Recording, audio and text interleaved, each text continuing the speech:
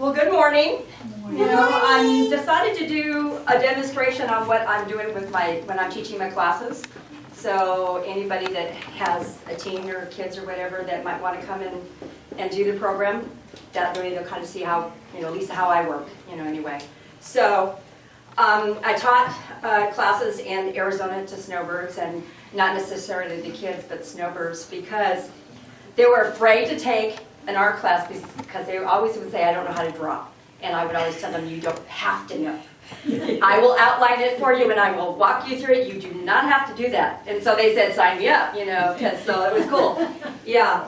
And so I try to make my classes real easy and fun and have them have a picture that they can walk out with, So usually when I obviously won't be doing that here, but I had a 5x7, 8x10, and it was matted, not always framed, but it was matted, and they walked out with a cool picture. They were happy, so that was good.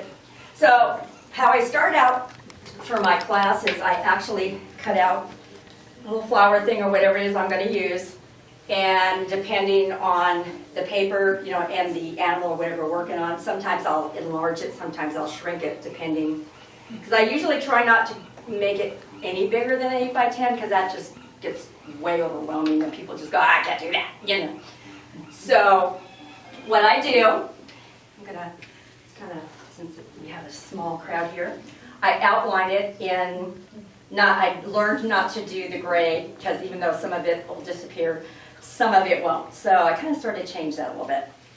But it's the palette of what I'm gonna, the flower or whatever that we're working on, the reds, the yellows, or whatever. That's the outline I always do. And I don't necessarily do the light yellow because you can't really see it if you do the outline in that. They're going like, what the heck is that? And so do I. So I kind of find a happy medium for that. And that way I let them work on putting their petals and all that kind of stuff in. So I'm going to do that really quick here. Ta-da-ta-da. And it's pretty, where's my picture? There we go. And I usually give them a picture this size, and on a clipboard they can stand up and actually look at that, and I kind of just walk them through it. So same deal with that. And I have them kind of just look at the outline, kind of line it up a little bit. And there you go. And I kind of just do the little part of the sunflower here, the middle of it. And I always tell my students there's no right or wrong way. If you make a little boo-boo, I'll show you how to fix it. Yeah. It'll become part of the picture. So no worries with that one. Yeah. So kind of do that. And then we just kind of pull it down.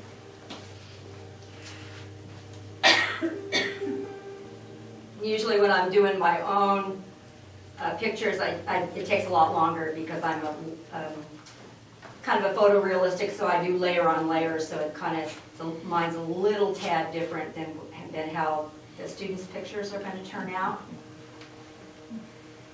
But mostly it's to have them be comfortable and not be afraid to take a class and kind of check it out and see, if they like it. And I've had students that took it and just said, no, and then some say, oh yeah, where can I get all this stuff, So I also, what I do is make it very inexpensive for the first class. That's where I provide most of the stuff. And then that way they can just pick and choose kind of what they want to do. And so the students are going to be doing the outline themselves, the center part. It's just kind of give them a framework to work with, and as they're doing the picture, because the whole point of this class for me is, when I'm teaching, is I want people to have their own creativity. And when you take my class, your picture is not going to look exactly like mine. And that's the whole point. If you want a carbon copy and you want me to tell you each little line or whatever and have it look exactly like mine, I could do that, but what fun is that? So once they have all that done, and the camera see that? because I know there's some members that aren't here that are going to be watching this. So, there you go. So what I usually start out with is that's when I kind of do my layers real quick, but I'm going to be doing this rather quickly. So what I always do is do a little, did I do that? Yeah, here you go. Okay. I do the lighter to darker. So I always do.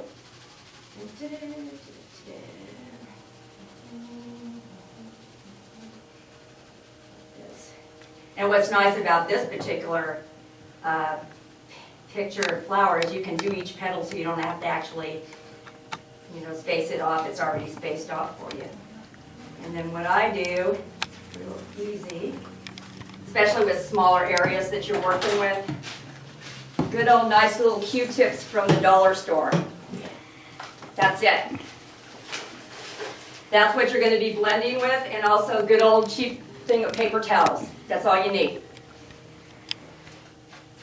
And also show you my lovely little sharpeners from the dollar store. Yes, Yeah. And you can get your erasers there too. So it doesn't cost a whole lot of money to start this out.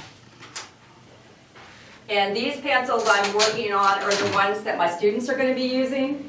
And you can get them like they're a basic, pretty decent set, because that's when I start first. I don't have them people spend a bunch of money and then go, I don't want to do this, and then they have all this stuff.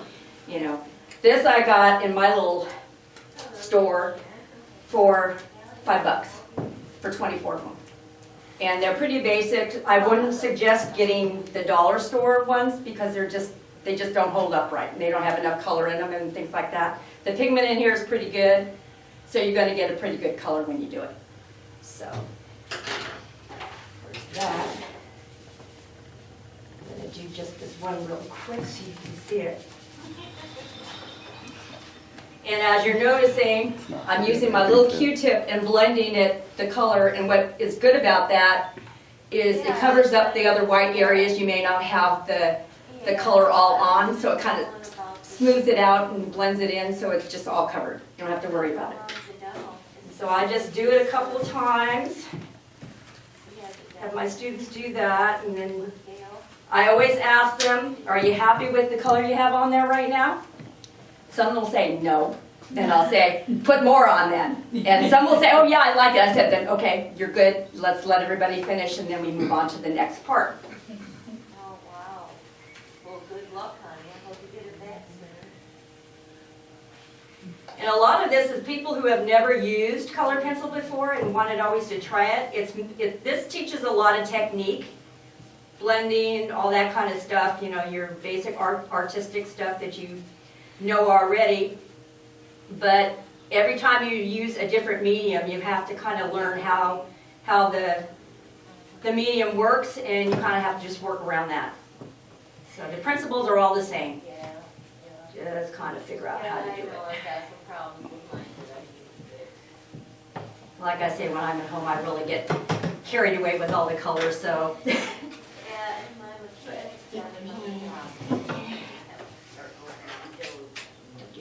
Good, can you see how the white is going away? Yeah. Just do that guy over here. All the white's going away.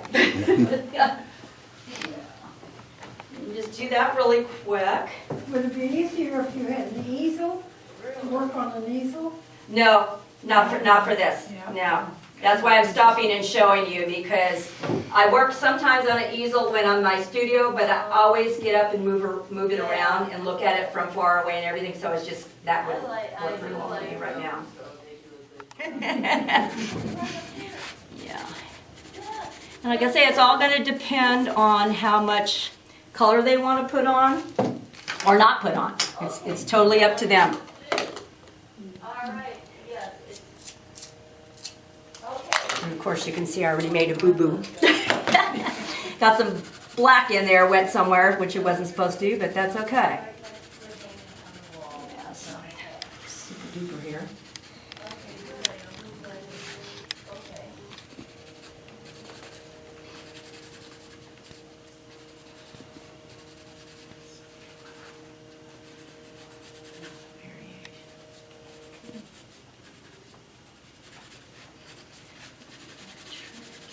Are those like watercolor pencils? No, they're regular, just colored pencils. They're not watercolor at all. I want some of those. Oh, never. I'm into learning how to use those that way. Yeah, the only thing about a colored pencil is a little bit, can be daunting to somebody at first, is because you just have to keep sharpening it because it just doesn't stay like a wet medium does, where you can just stick your brush back in and go for it. Sometimes it wears down and then you just have to stop and do that. So.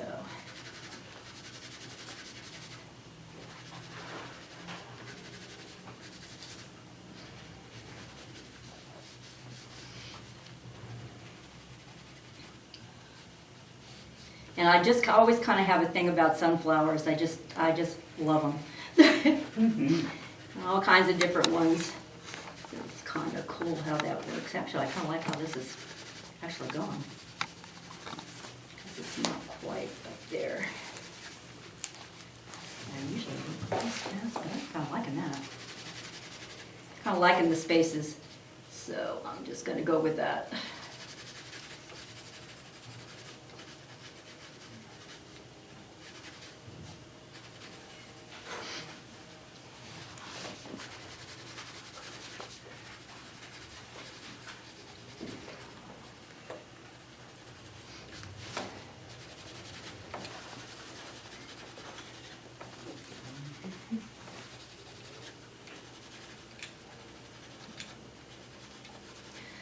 Another thing I like to tell my students, you know, not only does your picture not have to look like mine, it doesn't have to be perfect either.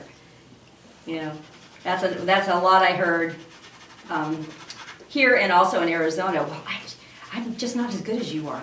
And I always tell them, I said, it doesn't have to be perfect.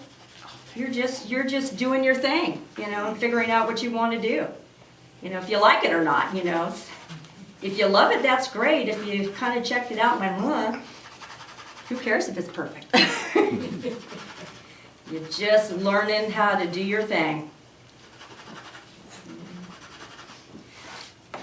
Because my motto is anybody can be creative. You just have to figure out what that is.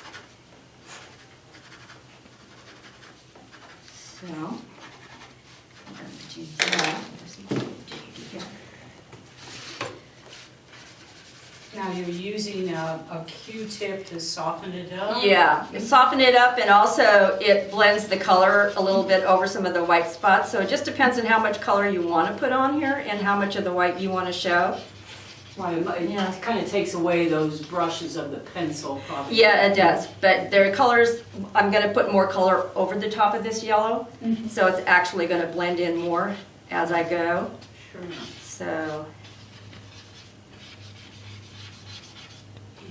I keep forgetting those Q-tip. and these are so fun, for heaven's sakes. You know, why not buy them? You don't go and buy a $15 blender at the store and then have it not work any better than a Q-tip if you buy it, you know. It's like, I learned that one the hard way. It's like, really? And the expensive pencil sharpeners, I'm telling you. I would buy like $15 and $20 pencil sharpeners in the metal things, and didn't. It was like a waste because you couldn't take the blades out and sharpen them, so you got a $10 case and no pencil sharpener. It's like, really? Well, I do like my electric pencil sharpener, though. Well, that's good because you can fix that one, but those other cutesy ones they sell you is like, really? Are you kidding me? Electric is nice. Yeah, sometimes it's just too funny. Yeah, I decided to get that because I was so tired of changing the blade. Oh, I was God. like, oh, now I gotta change the blade. Oh, darn it. I said, let's just get an electric. Well, these are so good. You go to the dollar store, you get a package of 2, 3, 4, 5, 6, 7, 8, 9. Probably 10 of them. Somewhere in there for $1.25 for crying out loud. And then when it wears out, throw in the Just garbage. throw it away, yeah. You know? The blade, when it wears Yeah. out, it's usually not. It's just like, hello. I didn't even know you could change the blades. Yeah, you can get ones that they'll have extra blades with it, and you can change them out. Oh, really? Mm-hmm. Mm-hmm.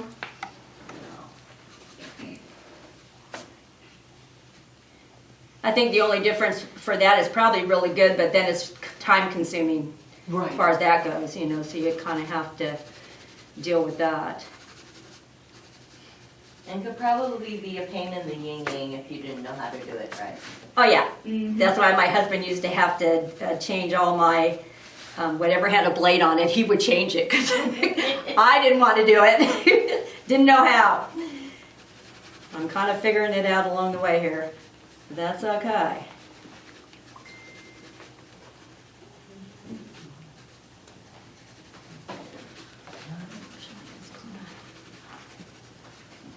And what I do is just kind of gradually add more color right over the top of the color that's already on here. And the reason I put that bottom color, because I can consider it, I call it my base or my foundation, because you know, I like a lot of color, and a lot of my students do too. And if you're going to do a lot of color, if you have your base, it kind of adheres to the paper better. If you try to do it on the white without anything on it, it just doesn't hold. So once you get your basic light color on there, and you can put everything over the top and it'll stay where it's supposed to, and you don't have as much of the powdery stuff coming off when you do that too. It just kind of adheres better. So, Are there different kinds of pencils, and what's the best one? you know, that's kind of a personal choice. What I do is I have one I get. It's made in Indonesia, believe it or not. And it's called Fantasia. And one of the reasons I like that one, it's a medium hard. And so I can either get a point or I can have it be duller and just kind of get a different effect with one pencil. Some of the pencils are, you either get really thick ones or they have really thin ones. They don't have in between. And the leads are always a lot different. So some of the leads are really, really soft, even for the thin ones, and they break real easy.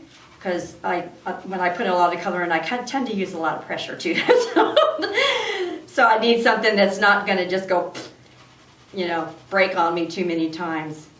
And if the lead is too soft, it's not necessarily the actual pencil, you know, the wood part of it. It's the lead. So a lot of that is if that happens, then you do have to keep sharpening it. So it just kind of depends on what your technique is and how much color you want to put on it. And so that's why, you know, like I say, everybody's different. Nobody has to do it like I do. I just kind of show you the basics when you take my class, and then you can decide if you want to go further from there. That's pretty much all I do. Because if you consider it, colored pencil as an art medium is pretty new. You know, it's been probably maybe around 40 years at the most, maybe, and recognized as a artist medium. You know, that's why they started. They have started a lot of colored pencil art associations, and that's all they do. You know, because sometimes I've had several people say, "Oh, you do colored pencil? I did that in high school, or I did that in grade school." And I said, "It's not the same. It's not the same thing." You know, "Oh, yes, it is." I said. Then I would always tell them, this was some of the snowbirds. I said, "Come take my class. I'll show you." Yeah.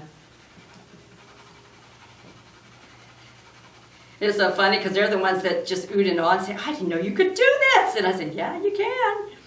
You know. But like anything else, you know, it just takes practice, you know, to get better. You know, and sometimes that's why I try to do something that they can take out, you know, take home and actually look at and possibly put on their walls or give it as a gift or whatever.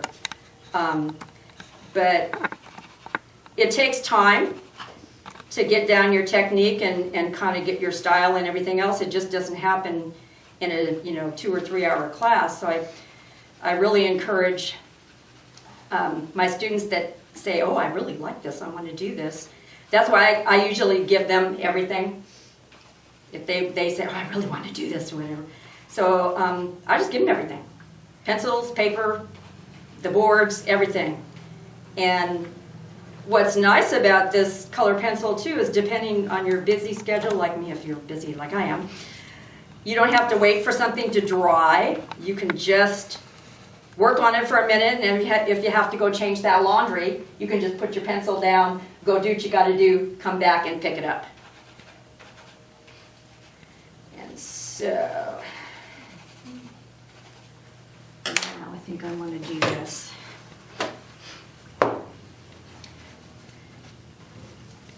Thank God we invented paper towels. Yeah, and these are good too, because that way you can just put it over your surface here. Go down there, because your background, the white areas in the background are going to disappear. They're going to be, you're going to put leaves or whatever. And that's another thing I tell my students, depending on what we're working on, like this particular thing right there. I say, okay, we're just concentrating on the flower. I said, when you get happy with your flower or however you want to do, I said, that background has to go. You've got to put your own thing, add something, take it out, but make it yours. Don't make it a carbon copy. Put butterflies on it, put bees around it, do whatever. You know. And I have one, I should have brought that. I put bees on mine. I have another one I did. I put bees on. So you can see how blended that is. It's getting more and more color on it. More space is covered.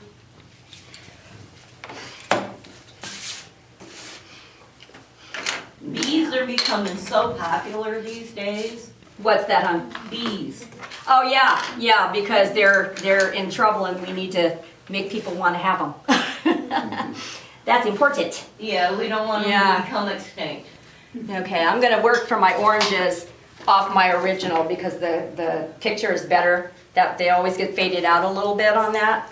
So I'm going to stick that so I can get my oranges, and you'll see why I'm doing it that way. Okay, you not be nice to me. Come on. Stay up there. There you go. Okay. Is that one the one? Where's mine? No, that's not it. See, that's what's another good thing to have is a piece of paper. Buy whatever you're working on. So before you put a bunch of color on your picture, test it on the paper and see if that's the color you really want to do. Because one thing about colored pencil is if you put a lot of it on there and you find out, I don't like that, it's really hard to take it off. Believe me. Yeah. So it's kind of like you're just testing it, and you also can just test it on your picture first. Just do a little section of it, and if it's like, it's a lot easier to erase that color off of there than it is to try to do the whole flower if you put it on there. So there's a picture. Is that the one? I think it's this one.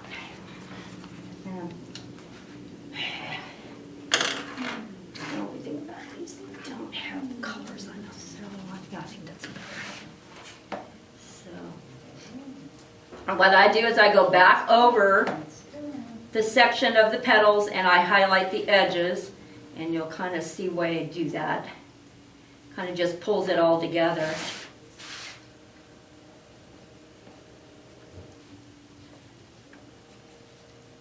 And kind of how I do, just kind of keep going over it until, you know, for myself, until I get what I want, you know. And I kind of let my students kind of have a little bit of carte blanche that way, so they can just put different, you know, different colors.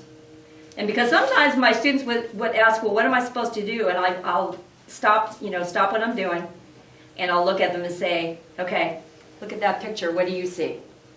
Oh, I see blah, blah, blah. And I said, put that on there. Because nobody sees the picture the same way. Nobody does. Yeah. I see a bee. You want to be in there? Okay. Yeah. Yeah, actually I have one. I don't know if I have it on my phone. But I put one with 2 bees on it. So, yeah. So that's pretty cool. Yeah. I like that one. So where am I at on my picture? There we go. Okay. And if you make a mistake on a direction of one of the petals, it's not a big deal. You just kind of make it go that way and work in your shadows how you want to, and then you're good to go. Yeah, there's no right or wrong way how to do this. And I think that's why some of my students kind of like this. You can cover up mistakes. And I call them happy mistakes because you can make them look really cool. Yep.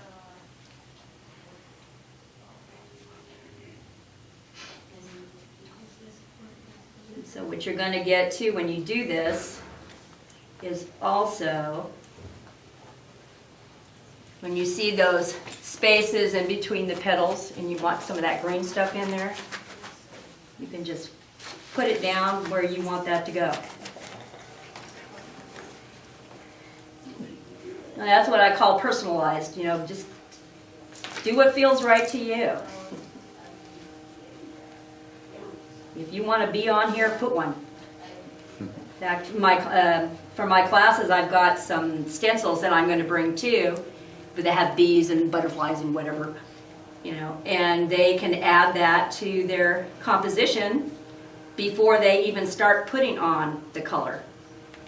And then they can work around the butterfly, and then they can put all kinds of other cool colors on here, purples and whatever, for whatever butterfly they decide to put on here, or the bee, or whatever it is. So you can really make it kind of pop how you want it to. So there you go. Where are you, my friend? There you are. No, see, missed that. Ah, there you go. So, okay. Is Mary still here? She disappeared. Okay. How much time do I have, Dave? 25 minutes. Okay.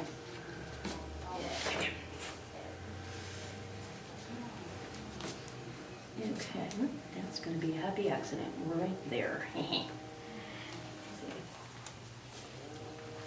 So.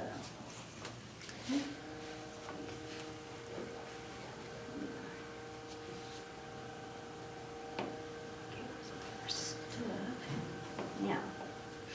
Some of this on here. So my middle part here, we have all the pollen and stuff. What's a cool way to do that is put your darker, make your little round spots. That's what I usually do with most of mine. Where's my pencil? Decide kind of where you want those bad boys at.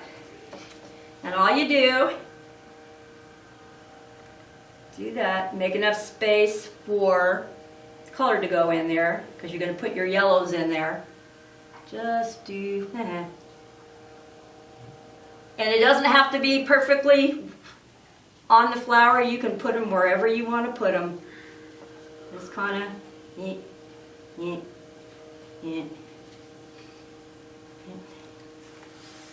and you can put as many little pollen nodes on here as you want, or less, depends on what you want to do. Now, I'm going to do, okay. Now, can you see that? It's where there's circles, and you just make a circle. That's all you have to do. And then you put your yellow color in there, and I think I'm just going to do, I might do it a little bit different. Let's do this one. Yeah, I like that one.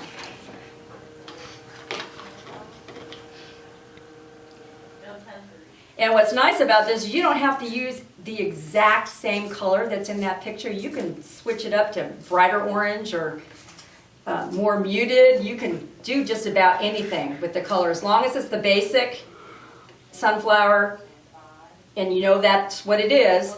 But yellowish, yellow, orange, and reds, that's an option. Because here's another one that I did that is a sunflower also. But you see how it has more orangey and stuff in there? So I have mine that I started out halfway with that one, so I'm not really quite done yet. But it's got the same circles, so. Okay. So, what I'm doing here, well, God, I hate these things. You're not my friend. All right, I'm gonna have to use another color, I think, maybe. Okay, now.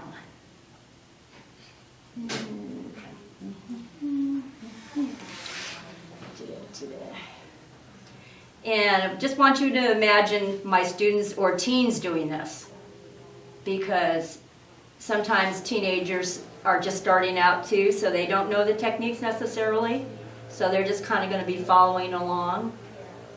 And hopefully I'm going to have some of these put on the wall by the student art, which I think would be really cool. Okay, now, like I said, just keep in mind I'm working really fast, so this is not usually how I do it. But you guys kind of get the idea. So what you do, just kind of do the same blending thing too. So this is what I suggest too for starting out with my phone. Okay. And I'm just going to go ahead and go with that color anyway. But you only start out with a small area of the brown on here. And if you look at it and you hate it, it's a lot easier to erase it. If you did the whole thing and you hated it, then you have to erase all that. So now you have it on, you test it going like, yeah, I kind of like that. Then you go for it. Do the same thing. Yeah. Another neat trick is if you need to lean on your board, put it over the top of your picture, and then you're not smearing everything all over the place. Oh, that's a great idea. Yeah. And just go around it and just keep adding your stuff. I really like that idea, because when I was going to do stuff like that, and it's like, oh, I'm rubbing it all off with my hand. Yeah, and that's kind of how I learned that, because I was doing, what was I doing one time? I was using a lot of black on white, and I looked at it and went, oh shoot, what the heck happened? Yeah. Yeah. So I kind of learned that one that way. So yeah, you're correct. Yeah. And just keep in mind when you're doing this, and that's what I always tell my student, it does not have to look perfect. If you make a little boo-boo, oh well, I'll show you how to fix it. Don't panic, you know. And so, you know, we just kind of go and I say, okay, let's make it go that way instead of that way. And it really didn't, actually almost made the picture better, believe it or not. So it just kind of depends on kind of how you do. And you kind of get more comfortable with the stuff as you go along, even in my class, you know, for just I think it's going to be a 2-hour class, I'm pretty sure. Anyway, and they just kind of get the gist, and pretty soon they're just going at it, you know, going for it, which is great, which I love. So.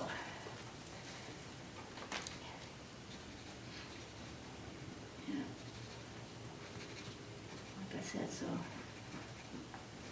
Like I said, don't fault me because I'm working really fast, but I'm hoping that this class is going to be great for the teen class that I'm doing. I think they'll have a lot of fun doing this.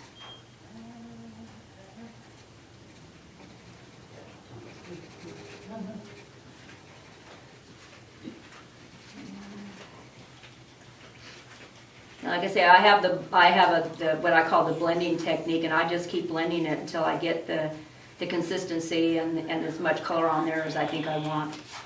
So I just keep adding and adding until I'm happy. But I won't be doing that today, but kind of get an idea of how that's going to go. I made the boo-boo over there. Oh, so she put some darker colors in Yeah, there. and I put my little yellow dots in there too. I was doing dots this morning Who are you? to resemble sand. Oh, cool. Yeah. Yeah. I It's was like, funny, and yeah. I played with that for a while, Yeah, using yeah. some Sure. ink pens, and I was like, Yeah. well, what is the color of sand? Gray? Different colors of gray? Uh-huh. Brown. There might have Yeah. some brown in So, there yeah. too. You know. So you get all kinds of different shapes, you know, that make up the whole. Yeah. And you wouldn't think you would do circles and have the yellow in there. And go, oh, that looks great. Yeah. kind of learned that one the hard way. Yeah. But yeah, but it's a lot of it's just your basic shapes that you wouldn't even realize were in here, and you go like, oh, Like you don't realize how much pinks are in something. that's correct. That is correct. Yeah, my ocean stuff has a lot of that kind of stuff, pinks and greens and all kinds of stuff like that. Even though they're kind of covered, but they're kind of like a background. Yeah, well, part of it, if it's gonna be underwater and they're on the rocks and stuff, you got a lot of stuff going on the rocks too. You got the vegetation, you got the different colors of the rock, you got, you know, all kinds of stuff. So if you're doing, for me, when I do a ocean picture, a water picture, it's not just the stingray or whatever. I just finished doing one of those. Actually, it's one's out there. But it's also the water. The water and the background has to look right. Yeah. Yeah, because they're not just kind of in a vacuum. They've got all kinds of other little things going on. So, okay. There you go. 15 more minutes and I'm done. Okay. Like I said, bear with me because I'm like moving really quick. So. You're doing wonderful. But I just kind of want to give people an idea of kind of how I teach the art classes here. It's kind of how I do it. Yeah. I heard that. That's okay. There you go. And then just to your edge here. Yeah. And that's why I always, you know, for the color you're using, I always like to highlight the edges because it kind of gives you perspective of where all the brown color is going to go, but it also highlights that area too. So what I would be doing with this,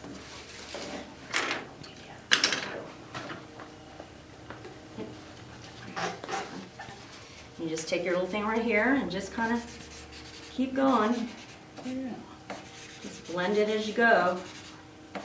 Like I say, I'm going to put bunch more if I had more time to do that, but also my students will be putting way more color on here until they get kind of the idea of what they want to do. But what's nice about the blending part, when you do that, it covers up a lot of those little white spots that you look and go, oh, that's a white spot, what am I going to do with that? Yeah. Take that, and you can probably see some of the pollen and the brown, and it's definitely going to be darker, as you can see how dark that is. Right. I'm just putting the basic color everywhere where it's supposed to go, where I think it's supposed to go. So, and then from that point, they'll be putting more of the different oranges, and it's all where they see the oranges. It's where they see it in the picture, that's where they're going to put it. I don't tell them where to put it. I just said, look and observe the picture. And I'll say, don't just start right away when you look at that, go, actually really look at it. And most people don't know what that means because your whole eye, if your artistic eye, has to take that in. And what you see and what I see is totally different. It also depends too on how close you are to the picture. That too, or how that far away. too, yeah. Is Yeah. whether you're seeing the whole picture or only Yeah. what your Yeah. eyes can see from close up. Absolutely. You're Yeah. not seeing the whole picture until you stand back and look at it. And that's what I have my students do also. Yeah. As they're working on the picture, because then you're so detailed, you're looking like this, and they'll go, oh, it looks like crap. Oh, it looks like crap. It looks awful. And so I pick the picture up, and I always ask them, can I do this? So I pick it up, and I walk 10 feet away from them, and I hold it up to them, and I say, now look at it. Yeah. And they go, oh, that doesn't look too bad. Yeah, because that's how you look. If you see these pictures in here, that's how you see the picture. You're not going like, oh, there's a little thing right there. I always tell yeah, people yeah. before they buy Uh-huh. a painting, Mm-hmm. go sit over there in that chair and look at it. Yeah, exactly. Yeah, You know? Yeah. yeah. Oh, very Well, nice. that's what I do, and what's neat about doing it this size is the background. They can do all kinds of stuff with the background, which is fun too. They can put different leaves in there. They can put the stem in there. They can do all kinds of stuff. They can put a little butterfly back there. They can put a little house in the background. Say, oh, see, the house is over there, you know. So that's what makes it fun, I think, and that's what makes it uniquely their own picture. Is they can put whatever they want to put in there, just not that. They have to change it. Yeah. Yeah. So what would be good with this one, if they just wanted to try to do that, then I would tell them, okay, Put some bees in there. Put a butterfly in there. Do something. Yeah. You know, so you either take away the background and put a new one in, or you add to it. But I always tell them, change it, make it your own picture. So, anywho. You can always, Alright. like, look at another picture, like, if you Uh-huh. can't, you can't really see the leaf pattern. Oh, Yeah, yeah, it is right there, so Sure. if you could look at another picture and exactly. get a leaf pattern Sure, off sure. of it to Yeah. put on that paper. And that's how I do mine, a lot of mine. For my Exactly. backgrounds. I'll go the same flower or whatever, and I'll get on my little Facebook thingy or whatever, pictures, whatever it is, and look at all kinds of different backgrounds for that particular sunflower. And Exactly. decide, okay, what would look pretty cool, you know, and still fit into the design. And so a lot of times I'll just cut out the little flower thingy or whatever it is, Right, and decide, okay, I'm gonna put those leaves in there, and I'm taking that stuff out. right. Yeah, and so that's what's really cool about, you know, artistic leverage. You can do just about anything. You can put it in, take it out. You can make the color slightly different. You can even turn it that way, for crying out loud. Yep. That's what's so neat about that. You can turn it however way you want to do it. That's You know, you can put the, you know, the leaves down that way or whatever way you want it standing or not standing, you know. So, but anyway. Okay, I think I'm done. I think that is kind of pretty much explains how I teach. Do you have So, any problem with young people Of course, probably have enough turtles. staying in the class, so to I speak? do too. well, I I do, do have a bunch of land. well, actually, I'm getting ready to teach a young man. He's only 6. Good idea. But I have seen his artwork. I had him show me, not the ones he copied, but the one he just drew on his own. And he's good. I had this He's belt really for good. years. Get them when they're young. And so I'm grabbing him, and I said, okay. About I this said, belt. it's because I said, if you come and The I'm silver gonna goes have, you know, along. have you for an hour and a half. This I said, belt. you're gonna be learning stuff, Up so in it's not Oregon. gonna be just kind of whatever. And I asked So if you her really if wanna she would learn, he said, yeah, I wanna come. apply this And so to I'm this gonna one. do it at the end of the month, and because he was drawing, you know, I mean, horses and all kinds of stuff, and of course for his age, you know. Yeah, but I mean, freehand, just decided he wanted to do a turtle. And I mean, it was pretty darn good for not even having a picture of a turtle It's right in front of him. And so I went, So it doesn't I said, tarnish a you know lot. how to draw, dude. And he Yeah. said, he kind of went, yeah, I know. you know. So I said, okay. I said, if you want to learn, I'll teach you.